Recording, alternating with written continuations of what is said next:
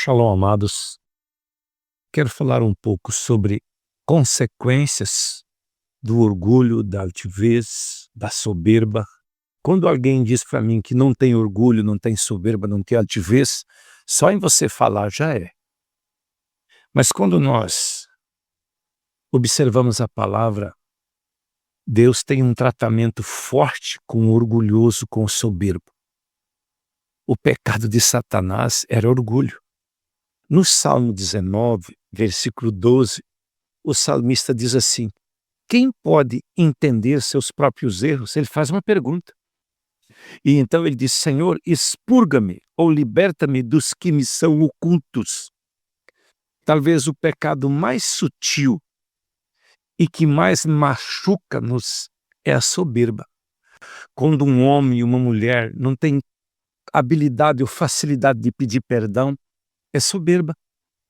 Quando está machucado com feridas antigas, se ele já foi orientado sobre perdão e não consegue executar a decisão de perdoar, de inocentar, é a soberba. A soberba é uma das coisas que mais nos machucam. Quando nós observamos Davi pedindo para Deus libertar ele do que era oculto, e ele diz no outro versículo: também da soberba guarda teu servo, para que ela não se assenhorie de mim. Então serei sincero e ficarei limpo da grande transgressão. Se nós observarmos, esses dias nós temos visto na mídia muitos líderes, uns confessando pecado, outros confessando soberba. Tinha um líder que está agora sendo dilacerado na mídia. Ele condenava pregadores bons que tem na terra, no Brasil. Eu posso até discordar de um pregador. Você pode. Você não pode usar a mídia para condená-lo como herege, como isso, como aquilo. Ele fazia isso por causa da soberba dele. E quando a gente descobre isso, que Deus trata com o soberbo, no capítulo 16 de Provérbios, versículo 5, ele diz assim: abominação é para o Senhor todo o soberbo. Ainda que ele ajunta a mão, não ficará impune. Sabe quando a gente faz aquele gesto de colocar as mãos uma na outra e se ajoelhar, implorando, né? O altivo de coração, o arrogante, o soberbo, tem umas traduções que colocam quase o mesmo significado. E quando nós observamos a Bíblia tratar com o soberbo, às vezes eu vejo pessoas que, quando olham para os casamentos dos outros, eles criticam: essa mulher é uma besta, o homem que ela está casando, aquela menina. Eu vejo pessoas que ele têm um senso de autocrítica, que quando chega a vez deles, eles são humilhados de uma maneira tão profunda, tão profunda, tão profunda. Como eu aprendi a observar pessoas ser açoitadas pelos seus lábios. Eu tenho que reconhecer que eu já fui açoitado pelos meus lábios, e muito. Mas na minha caminhada, o açoite tem me ensinado.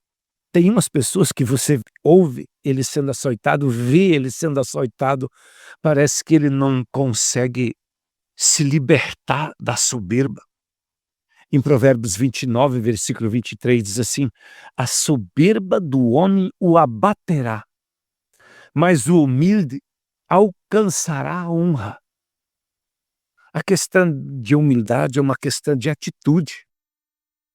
Quando nós olhamos Tiago escrevendo sobre a concupiscência que te engana, no capítulo 4 ele fala sobre a concupiscência, e ele vai falando coisas profundas.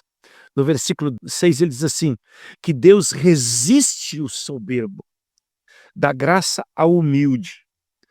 Eu não sei se você já viu pessoas querendo conjugar miséria com humildade. Oh, aquela pessoa é tão humilde. Miséria não tem a ver com humildade.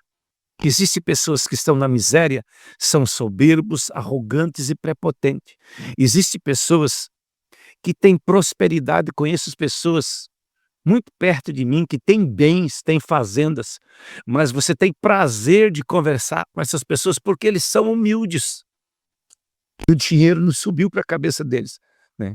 Aqui tem um amigo nosso que é fazendeiro, tem bois, tem máquinas, mas você encontra aquele homem e ele é humilde. Eu amo pessoas humildes, eu aprendo com elas.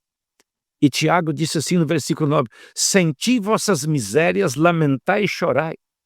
Converta-se o vosso riso em pranto, o vosso gozo em tristeza.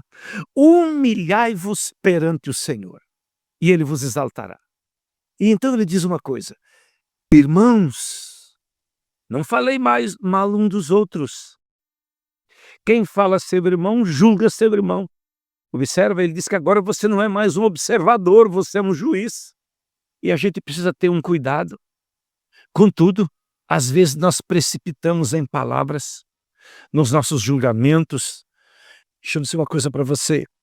Tem uma maneira de nós ensinar. Em Hebreus 5, versículo 8, está se referindo a Jesus. Ele diz, mesmo sendo filho, aprendeu obediência pelo que sofreu. Às vezes nós buscamos tirar uma pessoa de um tempo de sofrimento e nós não conseguimos. Nós lutamos para tirar aquela pessoa daquele sofrimento, intercedemos, gememos, choramos, às vezes fizemos propósitos, jejuamos, e aquilo às vezes continua porque às vezes tem uma medida dentro do tratamento. Deus está no controle de algumas coisas que nós não estamos. Por isso que Tiago diz, você precisa sentir a tua miséria. Ele não está falando de uma miséria financeira, ele está tratando da soberba, da arrogância, da necessidade de humilhar-se. Às vezes, quando nós precisamos ter atitude de humilhação, eu aprendi a me vestir de pano de saco, às vezes deixo o cabelo crescer ou raspo a cabeça. Eu gosto de ter atos proféticos de humilhação. Quando eu descobri isso, eu comecei a ser mais abençoado e sofrer menos consequências do meu orgulho. Deus te abençoe em nome de Jesus.